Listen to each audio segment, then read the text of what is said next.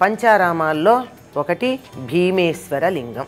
తారకాసురుడి మెడలో ఉన్నటువంటి అమృతలింగం 5 ముక్కలై పూర్ణిమ నాడు తెల్లగా ఉంటుంది ఈ లింగం. అమావాస్య నాడు ఓం శ్రీ గురుభ్యో నమః, శ్రీ మహాగణాధిపతయ నమః, ఓం నమః శివాయ. తారకాసురుడు తపస్సు చేసి తనకెవరి వల్ల మృత్యువు లేకుండా వరమడిగి అలా కుదరదు అన్నప్పుడు శివుని యొక్క కుమారుడి చేతిలో మాత్రమే తనకి మృత్యువు ఉంటే పర్వాలేదు అని అడిగి, అంతేకాక 1 తల 2 తలలు 3 తలలు 4 తలలు 5 తలలు ఉన్నటువంటి ఏ జీవి వల్ల తనకి మరణం లేకుండా వరం అడిగాడు. సరే, వరాలు అడిగినప్పుడు ఇవ్వాలి కదా, ఇవ్వడం జరిగింది. ఏం చేయాలని ఆలోచిస్తే శివుడికి మాత్రమే, మళ్ళీ శివుడికి పార్వతికి కాదు.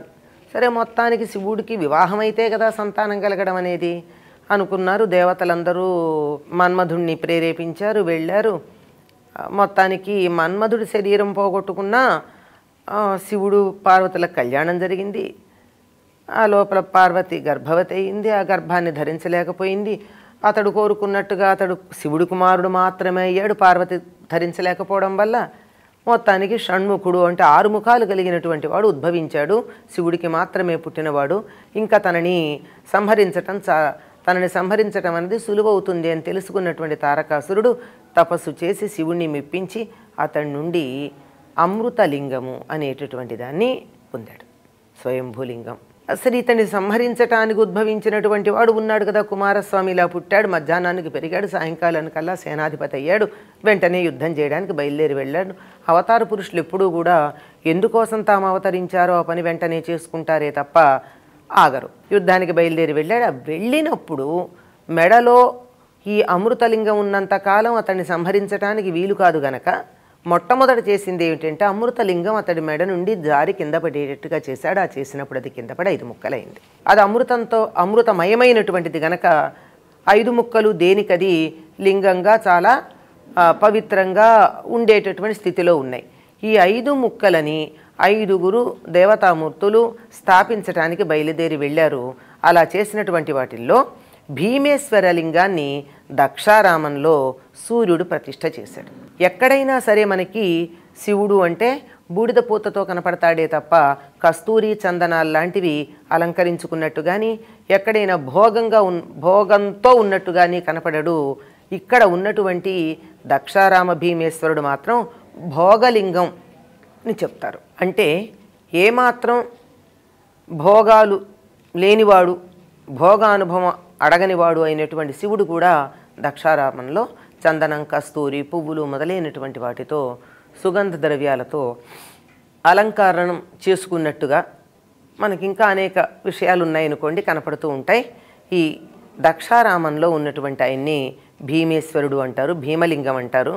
ఇక్కడ అమ్మవారు మాణిక్యాంబ అన్నటువంటి పేరుతో కనపడుతూ ఉంటుంది.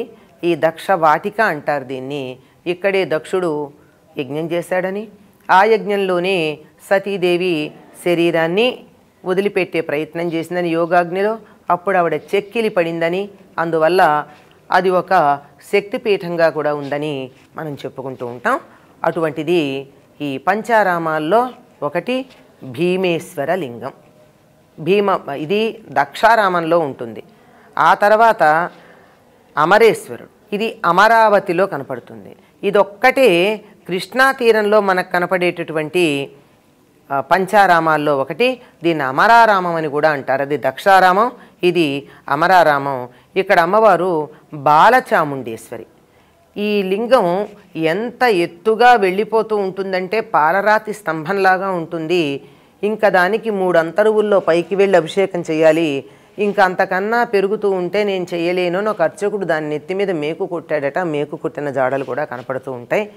ఈ ఆలయాన్ని ఇంద్రుడు ప్రతిష్ఠ చేశాడు. ఆలయ నిర్మాణం రాత్రికి చేస్తూ ఉండగా సూర్యోదయం అయిపోతూ ఉందని కొంతమంది ఆ గ్రామ ప్రజలు అక్కడికి వచ్చి చూడడంతో దేవతలు వెళ్ళిపోయారని, అందువల్ల ప్రాకారం కొద్దిగా మిగిలిపోయిందని అంటారు.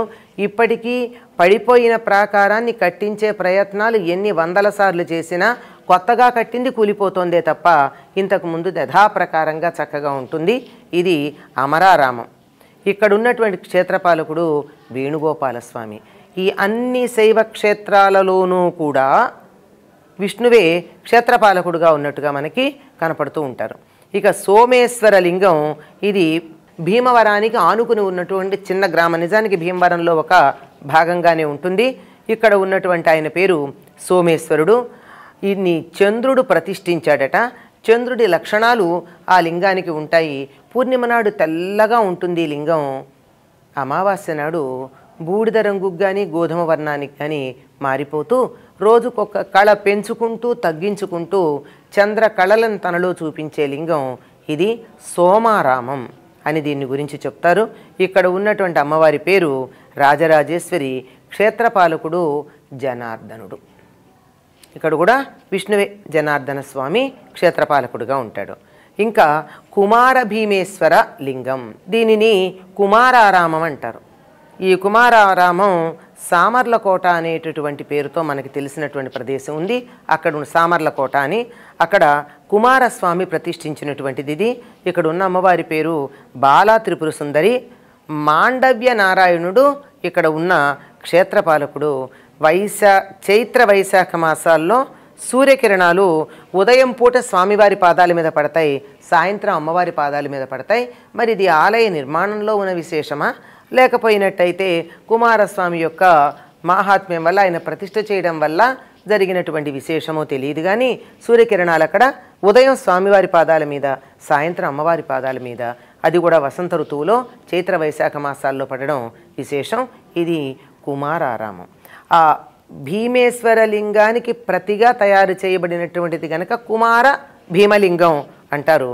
ఇక 5వది క్షీరారామం. పాలకొల్లు అనేటటువంటి పేరులోనే ఉంది, క్షీరమన్న పాలన్న. అక్కడ ఉన్నటువంటి లింగం క్షీరరామలింగేశ్వరుడు, అంటే పాలలాగా ఉండే రామలింగేశ్వరుడు అని. ఈ లింగాన్ని ప్రతిష్ఠ చేసింది క్షేత్రపాలకుడు కూడా జనార్దనుడు.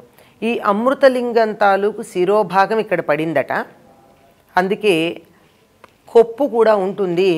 లింగానికి కొప్పు ఉన్నట్టుగా మనకి ఈ క్షీరారామంలో, అంటే సామర్లకోటలో ఉన్న క్షీరరామలింగేశ్వరుడి రూపం మనకి దర్శనమిస్తూ ఉంటుంది. ఇక్కడ ఉన్న విశేషం ఏమిటంటే, ఉత్తరాయణ దక్షిణాయన పుణ్యకాలాలు వచ్చిన మొదట్లో గోపురం మించి సూర్యకిరణాలు వచ్చి స్వామివారి మీద పడడం, లింగం మీద పడడం అన్నది చాలా గొప్ప విశేషంగా ఉంటుంది.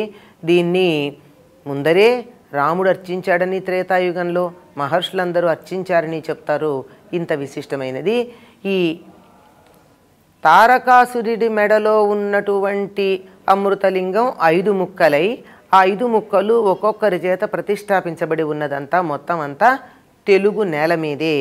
అందులో 4 గోదావరి తీరాన, 1 కృష్ణా తీరాన మనకి దర్శనమిస్తాయి. వీటిని పంచ ఆరామాలు అంటారు, అంటే శివుడు నెలవైనటువంటి ప్రదేశాలు. స్వస్తి.